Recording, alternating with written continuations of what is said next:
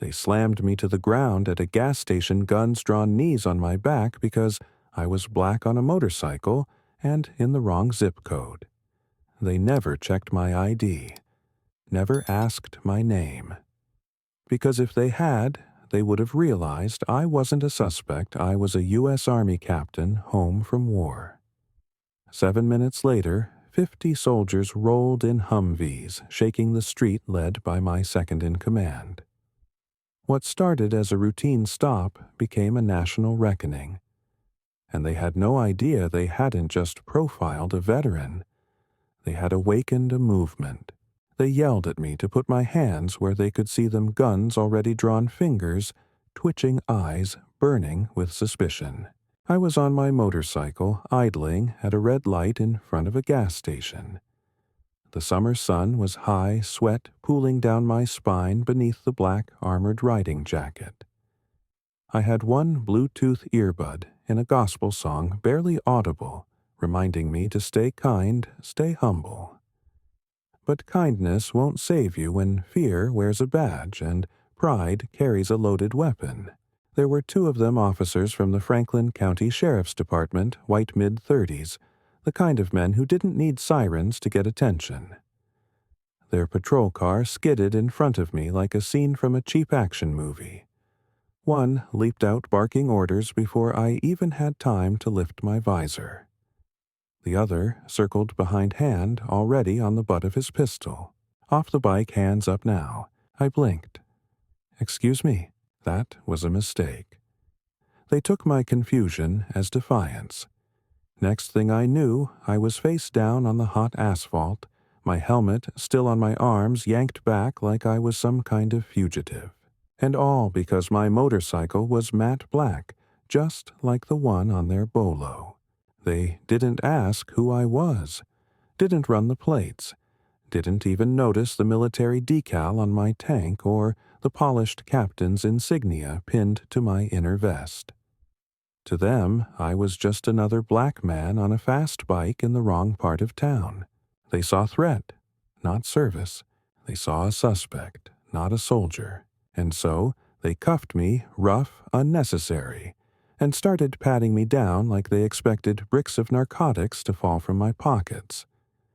They made me sit on the curb while curious bystanders gathered, filming with their phones, some smirking, others whispering, "Must have done something bad if the cops are acting like that." One of the officer's badge read, "Carver started digging through my saddlebag without permission." The other one, Thomas, sneered, "Riding a bike like this, dressed like that. You think you're some kind of superhero." "I think you've got the wrong guy," I muttered. "You think we care." That was the moment I stopped speaking, because I knew exactly how this game worked. I'd trained for worse. I'd survived ambushes in Kandahar, mortar fire in Fallujah, and betrayal that ran deeper than blood. But this was different. This was home. And they didn't even know who I was. My name is Marcus Elijah Reed. I am 38 years old. Captain in the U.S. Army, served 3 tours, earned 2 Bronze Stars and a Purple Heart. I've led men through fire, negotiated peace with warlords, and taught Afghan schoolchildren how to read when no one else would. But today, on a bright American morning, I was just another suspect, just another wrong bike. I kept quiet as Carver pulled out my field manual. I watched him flip through it like it was some foreign script. "This a training manual?" he asked. "No," I said flatly. "It's a leadership doctrine. You some kind of army boy." I didn't answer. I just waited. And then I heard it. First the low rumble, then the thunder. 6 Humvees. Then more. Tires grinding against concrete like growling hounds. They didn't stop at the lights. They didn't yield. They didn't hesitate. In less than 2 minutes, the gas station parking lot was a fortress. I looked up. 50 soldiers in full tactical gear. They moved in formation, swift, efficient eyes scanning every threat vector.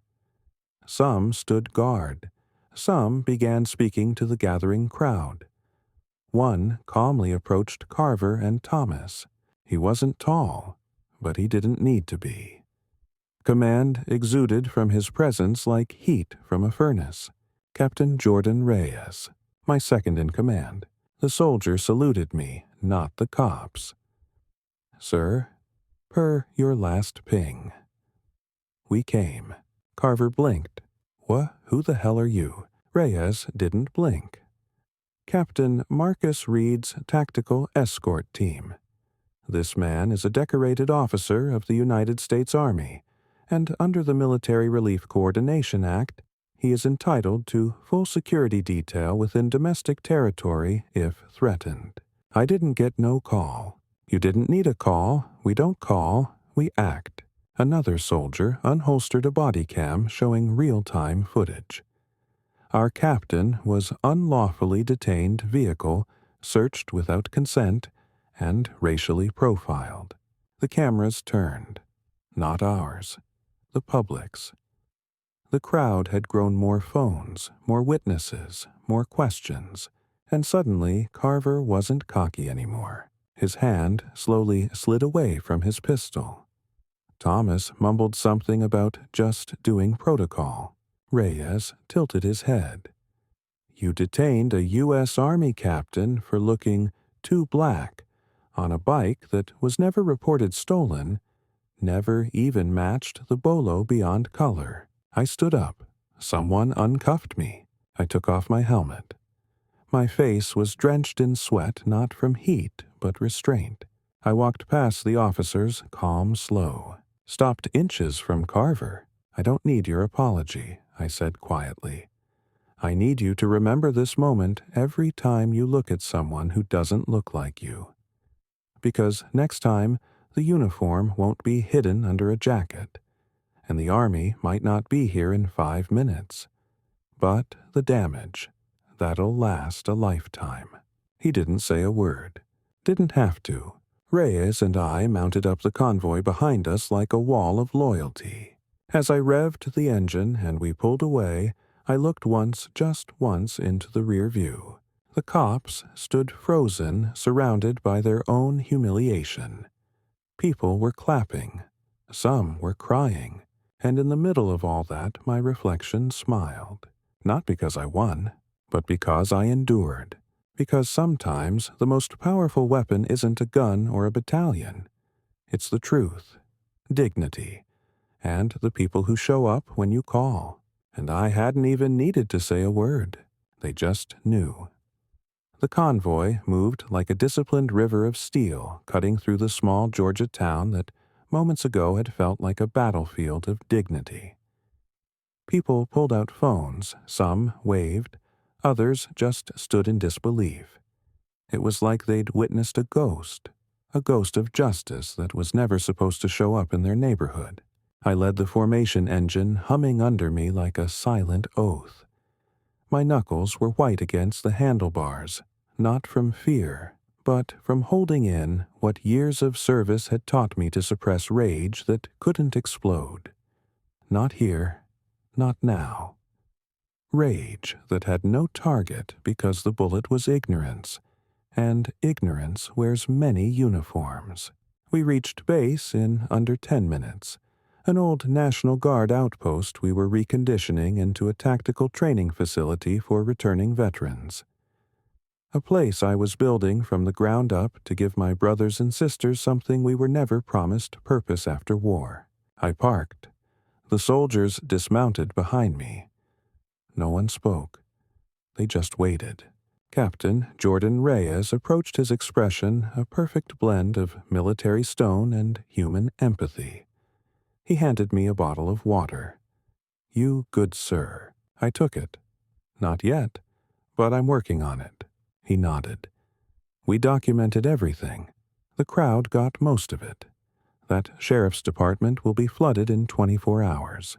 I'm not interested in destroying them, I muttered. I want the disease exposed, not the symptoms. Jordan raised an eyebrow. Then what now? I looked at him. Now, I said, we fight differently. 2 hours earlier. Before the incident, before the cuffs, before the cameras, I was writing a speech. It was for a graduation ceremony, the first for our reintegration initiative. 32 veterans, once homeless or court-mandated to therapy, now fully certified in cybersecurity, agriculture, even emergency response. Real training, real jobs, real second chances. I wanted to remind them they were not broken, just forged. I had barely typed the second paragraph when my phone buzzed. It was a ping. An auto alert from a small wearable I created with my team disguised as a simple smartwatch, but built to send an encrypted signal directly to our base in case I was ever threatened. I had developed it after the last time when another black officer got pulled over in plain clothes and nearly shot for reaching too fast. It had happened one too many times, so I made something that would bring backup. Not guns, but witnesses. That alert had gone out without me even pressing it. The sudden, violent motion of being thrown from my bike was enough to trigger it. That's why they came. That's why 50 soldiers rolled in without warning. Not out of anger, out of protocol. Back at the base, the media had already caught wind. I knew the clips were spreading like wildfire. Fox would spin it. MSNBC would condemn it. Social media would mime it. But none of it would change what happened unless I did something more than survive it, unless I spoke. I walked into the training hall, half-built exposed beams still showing, and found my team waiting. Men and women of every background, every scar, some missing limbs, some missing memories, but all standing tall. One of them, Sergeant Tasha Fields, handed me a folder. Already getting messages. Veterans in Virginia, Texas, even Chicago. They want to help. They want to share their stories. And the cops, I asked. Not a word yet. But their chief's office just went dark on social media. Comments flooding. I opened the folder. Photos of my arrest. Side by side with images from my deployment days. One in body armor. One in cuffs. You see the irony, I whispered. Tasha clenched her jaw. They think uniforms only matter if they're blue. That evening I went live, on a basic webcam. No fancy backdrops. Just me and my fatigues sitting under a single overhead bulb in our base's main conference room. America, I began. I want to talk to you about war. Not the one overseas, the one we come home to. I told them everything. Every detail. Not out of revenge, but out of responsibility. I described what it felt like to survive war zones only to be thrown on the ground at a gas station in my own country. I talked about being black, being military, and being tired. I didn't cry, but I didn't hide the crack in my voice either. It's not enough to thank us for our service, I said. You have to see us as human. Because if a captain can be mistaken for a criminal, then who's really in danger here? By morning, the video had 12 million views, and a storm was coming. 2 days later, the sheriff, under pressure, issued a lukewarm statement. We regret the misunderstanding and are reviewing procedures. No apology, no ownership, just words. But something unexpected happened. The townspeople began speaking up. A local teacher posted that her son, an honor student, was held for 2 hours because he looked nervous. A preacher revealed he'd been ticketed 5 times for failing to signal, despite having working indicators. A white woman came forward with guilt in her eyes. She had once called the cops on a man walking past her store because he looked like he didn't belong. That man, she later learned, was the town's only black firefighter. The truth began unraveling the silence. I didn't have to file lawsuits. The people were waking up. But the sheriff, he didn't back down. He called a press conference. I stand by my officers, he said, flanked by Carver and Thomas, both in fresh uniforms, faces like blank slates. They followed protocol. They believed they had reasonable suspicion. A reporter raised a hand. Even when they didn't check the plates. Even when they cuffed a decorated officer without reading his ID. The sheriff's lips twitched. My men did what they thought was right. That's what matters. No, I said, stepping from the crowd.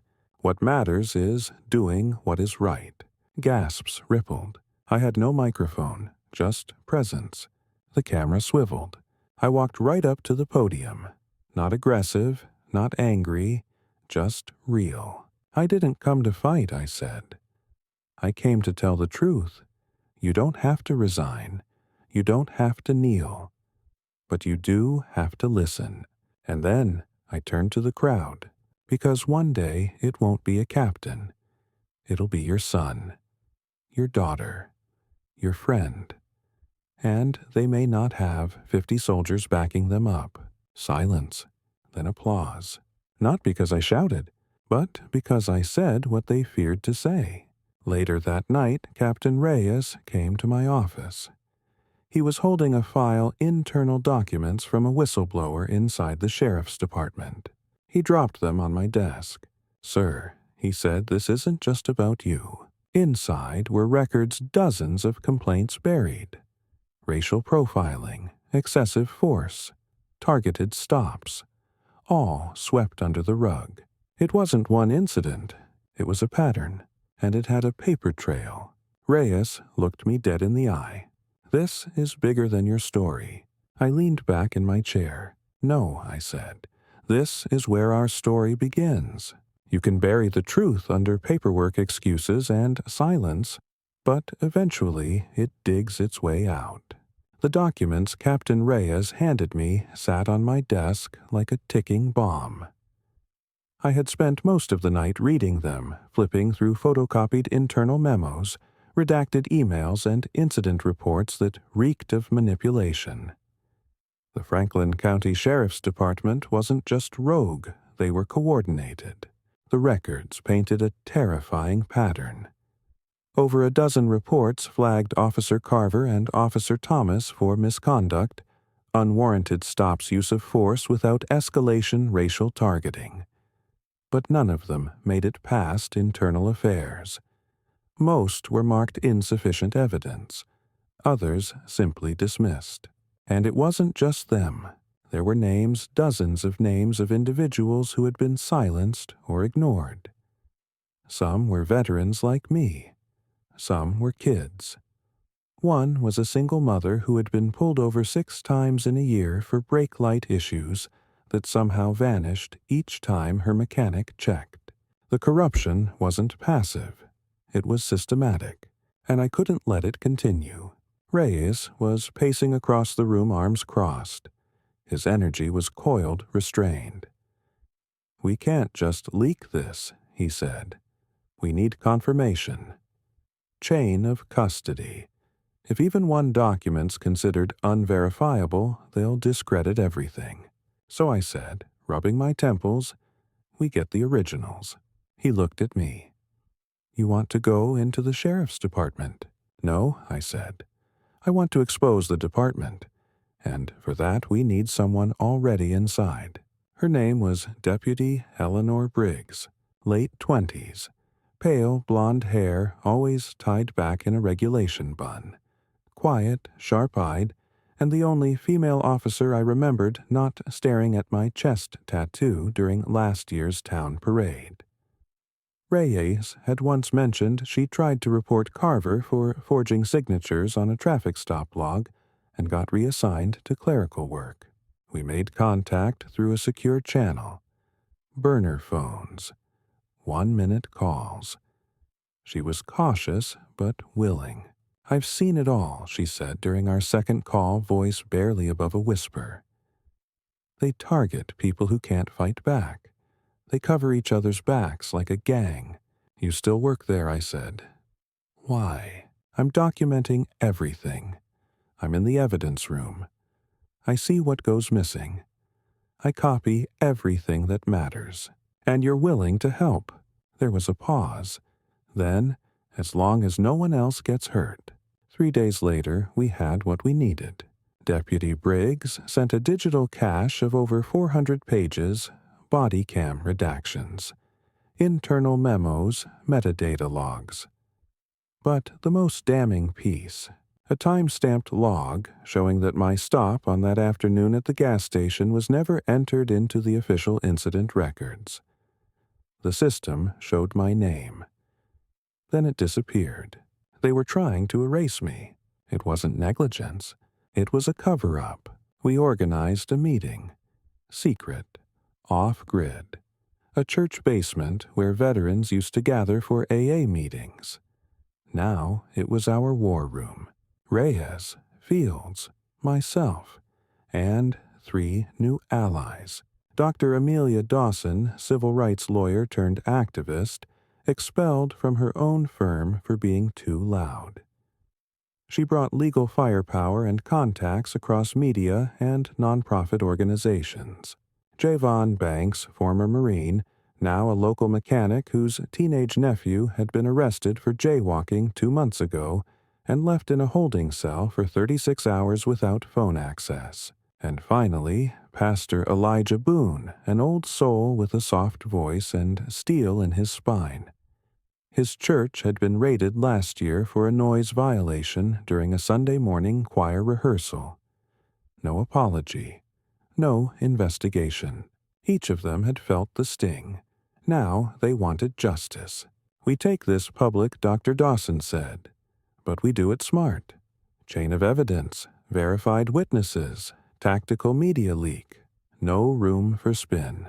But we'll need more than proof, Pastor Boone said quietly. We'll need faith and protection. I nodded. Then we protect each other. The plan was simple in theory. Secure the physical copies of the most damning files. Identify other whistleblowers. Use military-grade metadata verification to prevent denial. Leak the files through a coordinated drop across veteran platform civil rights outlets and local news channels. The risk massive. If the department found out Briggs could lose her job. Or worse. If the media twisted it, we'd be branded radicals. Or worse. And yet we moved forward, because silence was no longer an option. The next morning, I got a call. Briggs was panicking. They moved the files, she whispered. Somebody found out. Where? They're being transferred to a private off-site storage facility. Not officially logged. No access unless you're above clearance level 6. Time frame. Tonight. I stood still. My reflection stared back at me from the blacked-out laptop screen. We intercept it, I said. Reyes didn't even blink. Then we gear up. That night. It wasn't a raid. It was a witness extraction. We followed the unmarked vehicle Briggs had sent the make, model, and GPS route until it stopped at a gated warehouse 10 miles outside of town. It was the kind of place that didn't show up on Google Maps, surrounded by barbed wire and fake construction signage. Reyes led the team. 4 veterans. No weapons. Just body cams copies of their honorable discharges and chest rigs reading, Veterans Oversight Patrol, a legal nonprofit we had quietly registered months ago for scenarios exactly like this. We didn't break in. We walked up with badges, legal ones. We requested access under Georgia's Sunshine Disclosure Act for protected whistleblower evidence. They hesitated, but they couldn't stop us. An hour later, we had 2 crates. Inside, handwritten notes, memos, time-stamped footage. Enough to drown the entire department. And then, as we were driving back, an SUV tailed us. No plates. Headlights off.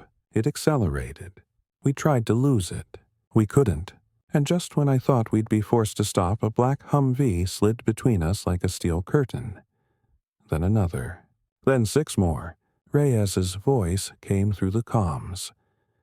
No one touches the truth tonight. The SUV vanished. The crates were safe, and for the first time in days I exhaled. That morning, we uploaded the files to 3 servers, one in D.C., one in Colorado, one overseas. We drafted a statement, not angry, not bitter, just undeniable. And as the sun rose, I clicked send, to press, to advocacy groups, to every veteran platform we had ever touched. In 30 minutes, it was everywhere. By noon, the sheriff's office was trending. By evening, the FBI had launched an inquiry. But none of that was the climax. That came later, when the sheriff made one final desperate move. You don't expect betrayal to wear the same boots as you. We were riding high on momentum. The leaks had gone public. National news anchors debated terms like institutional profiling and veteran disenfranchisement as if they had just discovered injustice. Hashtags with my name trended across social media. Overnight, I went from the guy on the bike to the captain who stood his ground. But victory has a way of breeding fear in the system in your enemies, and sometimes in your allies. 3 days after the release, I was scheduled to speak at the Atlanta Veterans Summit, a keynote slot. I had written and rewritten my speech a dozen times, each draft angrier, sharper, until I landed on the one that hurt the most, the truth told without venom. I wanted to inspire, not inflame. We arrived at the venue early. Soldiers in clean dress blues stood in quiet formation. Our team checked perimeter security. Press badges were scanned. Everything felt controlled calm until Reyes pulled me aside. "We need to talk, now." Backstage, he handed me a manila envelope, thick, trembling slightly in his hand. I didn't believe it. At first, he said. Didn't want to. But it checks out. Inside were photos, surveillance stills, screenshots of emails, a transcript of a phone call. The subject me, the source one of our own, Sergeant Terrence Nolan, my oldest friend in the unit. We served side by side in Kandahar, watched each other bleed in Fallujah. I helped deliver the eulogy at his wife's funeral. We had built this base together, and now he'd met with the sheriff. Multiple times. He had leaked meeting locations, mapped our comm routes, forwarded internal team messages to an encrypted external server. Why, I whispered. Reyes didn't answer. He didn't have to. Later that night, I confronted Nolan. He didn't deny it. He sat on the edge of his bunkhead, low, like a soldier waiting for a court-martial. I didn't want to hurt you, he said. I couldn't let this spiral. Spiral, I repeated. They offered me a deal, he muttered. Said if I fed them intel, they'd keep the department out of federal hands. Said if I helped them save face, they'd fix the culture from within. I stared at him. You believed that. I believed I could control it, he whispered. But they used me. I see that now. You sold us out. I tried to keep you safe. No Terrence. You tried to keep them safe from the consequences. He looked up, eyes shining with shame. So, what happens now? I didn't raise my voice, didn't need to. You turn yourself in to the Inspector General's office. You give them everything. And then you pray the people you betrayed believe in redemption more than punishment. He nodded slowly, and to his credit he did. The betrayal stung. It cracked something inside me. Not because I was naive, but because I had believed loyalty had limits, that it wouldn't bow to threats, that shared battlefields meant shared values. I was wrong, and the system wasn't done fighting back. The sheriff's counterattack. 2 days later, they fired the first shot. On live television, Sheriff Dalton stood with a cadre of officers and read from a prepared statement. Captain Marcus Reed is not above the law. His so-called evidence was illegally obtained, and his use of military personnel on civilian ground constitutes an abuse of power. As of today, we are filing a formal injunction against him and the Veterans Oversight Patrol for unauthorized operations. The press exploded. The sheriff spun it like a coup, a rogue military faction threatening law enforcement with intimidation and tactics better suited for war zones. Panic spread. Some media outlets, especially the ones that never mentioned my service record, ran with it. Reyes looked at me that night. This is how they flip the narrative. Paint the oppressed as aggressors, and then paint themselves as victims, I added bitterly. Our nonprofit was frozen. Our digital accounts were seized, pending investigation. Warrants were threatened. Subpoenas loomed. But none of it broke me. What broke me was the letter from the Department of Defense, delivered in a brown envelope, stamped internal review. Inside, an official notice that my actions were under investigation, that my deployment of a military-style convoy even off-duty and without arms may constitute a violation of Title 10 U.S. Code. I was being treated like a rogue actor, like a traitor. I held the letter in my hands that night alone in my office and felt the cold breath of doubt on my neck. Was I wrong? Had I overstepped? Then I looked up, and on the wall, the framed photo. Me and my father, 1987. His hand on my shoulder, his face proud. A Marine. He had marched for civil rights before he enlisted, marched in uniform, got spit on in both, and he never apologized for standing his ground. Neither would I. The next move. We needed to flip the momentum. We needed proof not just of injustice, but of retaliation. Dr. Dawson had it. She'd been tracking financial records. Small suspicious payouts from the Sheriff's Department's discretionary fund. Community safety grants that led straight to shell accounts. Payments to former consultants. And one damning wire transfer to a firm that specialized in digital suppression services. They'd paid to suppress our story, to scrub us from search results, to silence the noise. It was illegal, and now it was public.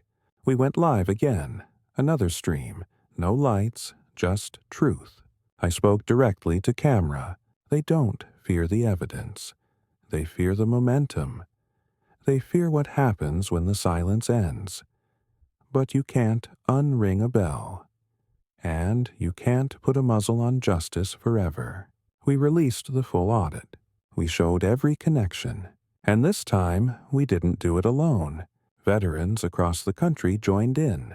Retired colonels, Navy SEALs, Army Rangers, Air Force techs. They stood in solidarity, each posting videos of their own arrests, their own humiliations, their own moments of being the wrong guy. We weren't a story anymore. We were a movement. But then, the unthinkable happened.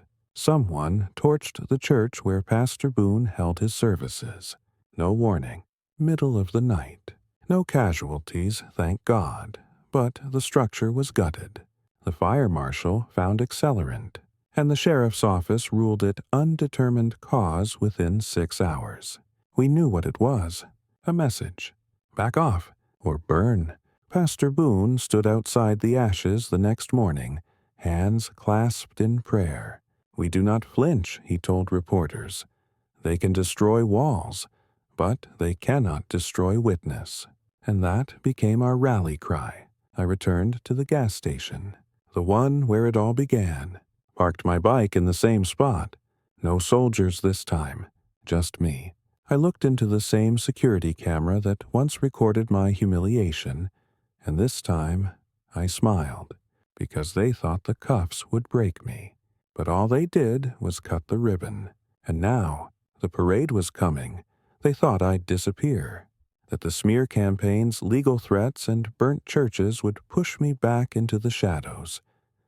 But fear loses power when you've already stared down death in desert sand and jungle fog.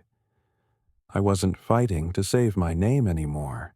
I was fighting to remind the country it still had a soul, and the soul of this nation doesn't wear a badge or salute a flag. It listens to the truth even when the truth screams. The day the federal investigation became public, it hit like a lightning bolt.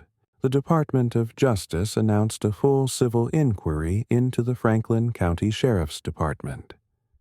The list of allegations was long abuse of power, racial profiling, falsification of records, retaliation against whistleblowers, and obstruction of justice.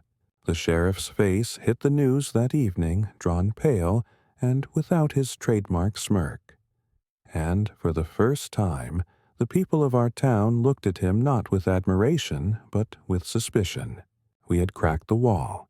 Now it was time to tear it down. 2 weeks later, I stood in a courthouse not as a defendant, but as a witness. My legal counsel sat beside me. Dr. Dawson prepped me with precision. This wasn't a criminal trial yet. It was a federal hearing to determine whether the sheriff's department had violated civil rights law and used public funds to suppress those speaking out. I raised my right hand and took the oath. The courtroom was packed. Veterans in uniform sat in silence behind me. Reporters, sketch artists, even a few from Congress filled the rows. The prosecutor, a sharp woman with no patience for evasions, asked Captain Reed, "On the day of your detainment, did the officers identify you as military?" They didn't ask. I wasn't given the chance to explain. Did they read you your rights? No. Did they log your stop? No. We later discovered the incident was intentionally omitted. And you believe this was part of a pattern. I leaned forward. I don't believe it. I lived it. So did dozens of others. I'm not here to tell you it happened. I'm here to tell you it happens every day to people who don't have 50 soldiers to back them up. Murmurs rippled. The judge banged the gavel, but the silence that followed spoke louder than the echo. The sheriff's defense was predictable. Our officers acted in good faith. They followed a matching vehicle description. They had no way of knowing the identity at the time. But the prosecution brought receipts, body cam footage showing laughter during my detainment, text messages from Officer Carver saying, "Got another one on the ninja bike." Guess they love trouble. And the most damning bank transfers to a consulting firm known for erasing digital media presence. Even the judge raised an eyebrow. This is bordering on conspiracy. That's when the sheriff cracked. Under oath, he blamed his deputies, said he trusted the wrong men, that errors in judgment had occurred. But his mask slipped when asked why he called me a threat to law enforcement in an internal memo. He stammered, said I was militarizing civilian zones, and that's when I stood. The judge didn't stop me. I walked to the center of the courtroom, held up my service medals, and said, loud and clear, "You think I'm dangerous because I wouldn't kneel, because I stood up to your system and didn't blink. But you know what's more dangerous than a soldier who speaks the truth." I looked him in the eye, a coward in uniform who fears it. The room erupted. A week later, the Department of Justice released its findings. The Franklin County Sheriff's Department had violated multiple civil rights protections. The federal government was placing the department under external oversight. Sheriff Dalton was suspended pending indictment. Carver and Thomas were stripped of badge and gun. One tried to flee the state. He didn't get far. Deputy Briggs, our whistleblower, was formally recognized by the DOJ for her role in exposing the corruption. And me, I thought I'd feel triumphant, but I didn't, because justice doesn't feel like a parade. It feels like silence after a storm, and the knowledge that someone else might get to walk free tomorrow because you didn't. But then came the hardest part. They offered me a position, a new role, civilian liaison to a national reform board overseeing law enforcement practices across the Southeast. A promotion in spirit, influence, a real seat at the table, but it came with a condition. I'd have to leave the base, step back from my team, let someone else carry the banner we had built together. I didn't answer right away. That night I walked the grounds past the mess hall, the motor pool, the gym we turned into a training center. Veterans laughed inside louder than any shell could ever be. They were healing. They were becoming whole. Reyes found me on the north wall. "You'll always be their captain," he said. "But will I still be yours?" I asked. He smiled. "You already taught us everything we needed. Now, go teach the country." I accepted the offer, but I made one demand. The first reform effort would start here, at Franklin County. Not to erase the pain, but to show the world what rebuilding looked like. The day I left the base, they held a silent salute. One by one, soldiers raised their hands, not because they had to, because they believed. And that was worth more than any badge or title. Power doesn't die, it adapts. When the sheriff fell, they didn't come at me with handcuffs, they came with headlines. When corruption was exposed, they didn't run, they rebranded. Suddenly, everyone was in support of reform. Suddenly, the same people who once whispered behind closed doors were now waving flags beside podiums, smiling for cameras. And I was the prize they all wanted to own. Within weeks of joining the Reform Board, I became a media lightning rod. CNN booked me for the new face of patriotism. Fox News labeled me a threat to police morale. Political operatives left voicemails disguised as job offers. Senators shook my hand with the same palm that passed bills gutting civilian oversight. Social media turned me into a symbol half messiah, half menace, depending on which side of the algorithm you fell. But I wasn't interested in becoming a mascot. I was still the soldier who got tackled next to a gas station because I looked like a suspect. And I knew beneath all this noise they were planning something. They always do. Then came the invitation, a nationally televised town hall in Franklin County, hosted by a media conglomerate with government ties, branded as Unity in Uniform, Bridging the Civilian-Military Divide. The panel would include myself, a former state trooper, a conservative sheriff from another county, a civil rights professor, and a surprise guest kept under wraps. They framed it as a platform for reconciliation, but I could smell the setup. It reeked of spectacle, of manufactured civility, of scripts written to make both sides look reasonable. But I said yes, because silence lets them control the story. The day of the town hall, I wore no uniform, no medals, no stripes, just a plain black button-down and my dog tags around my neck. A reminder of who I was and who they tried to erase. The auditorium was packed. Studio lights overhead. A crowd carefully curated 50-50 law enforcement and veterans seated in alternating rows like a chessboard no one could win. The host smiled like a game show anchor. Captain Marcus Reed. He began, "You've become a symbol of justice to some and a controversy to others. How do you respond to critics who say you've radicalized the reform movement?" I didn't flinch.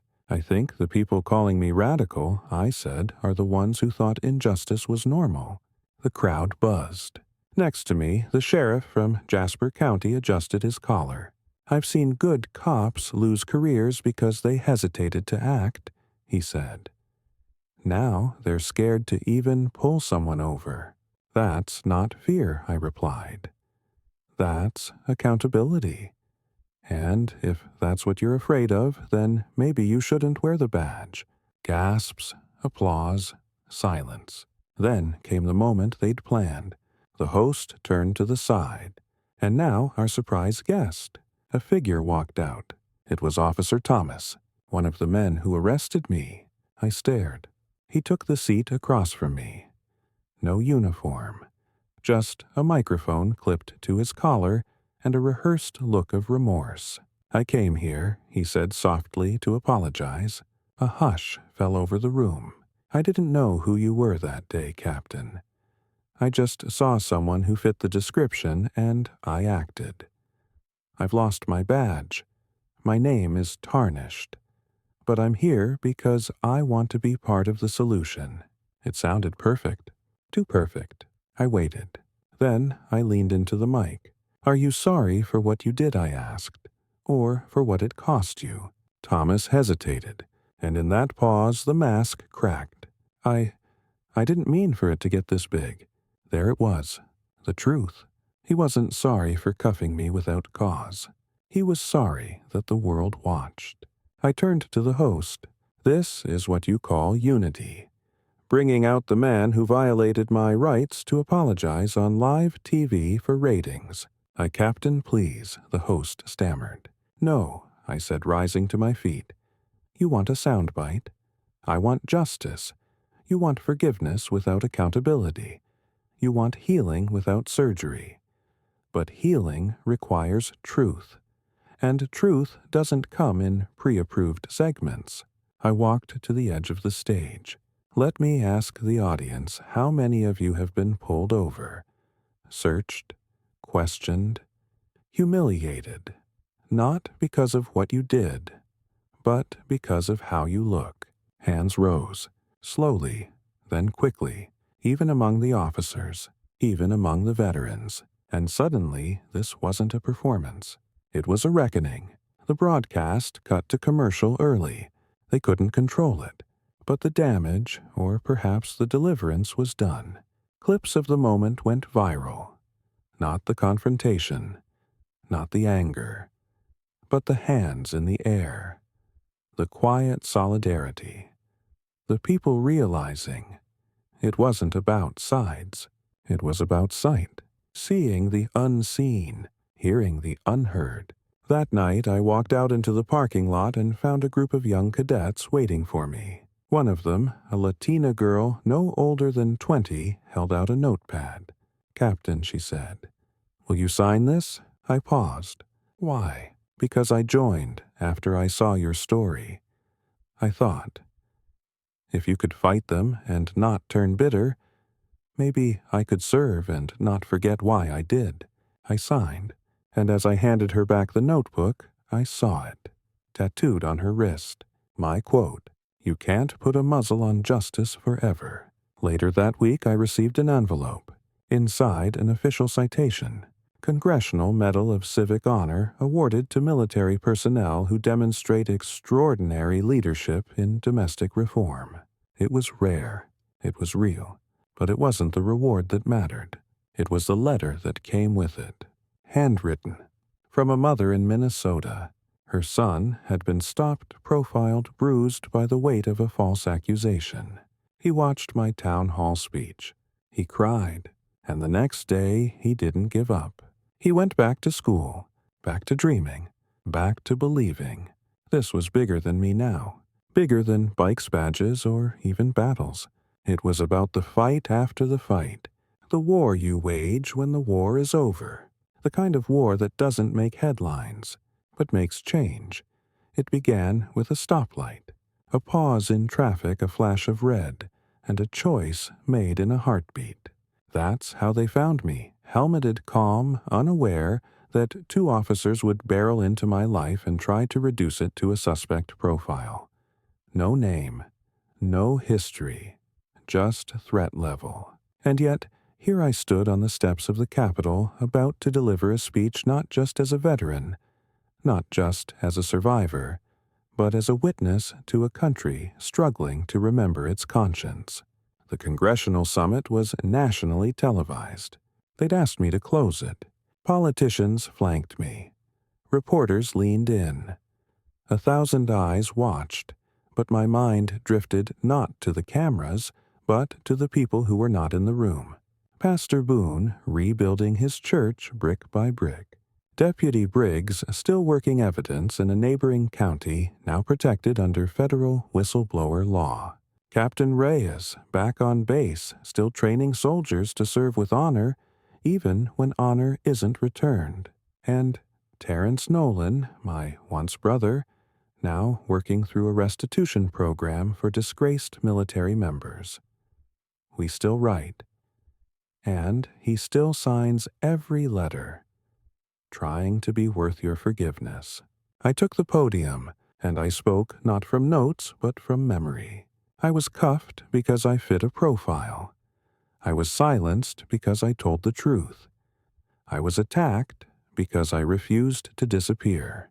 But I stand here today not because I fought back with anger.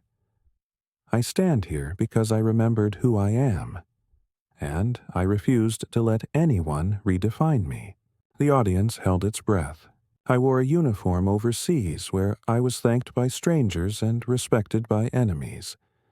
Then I wore my skin back home, and I was tackled by those sworn to protect me.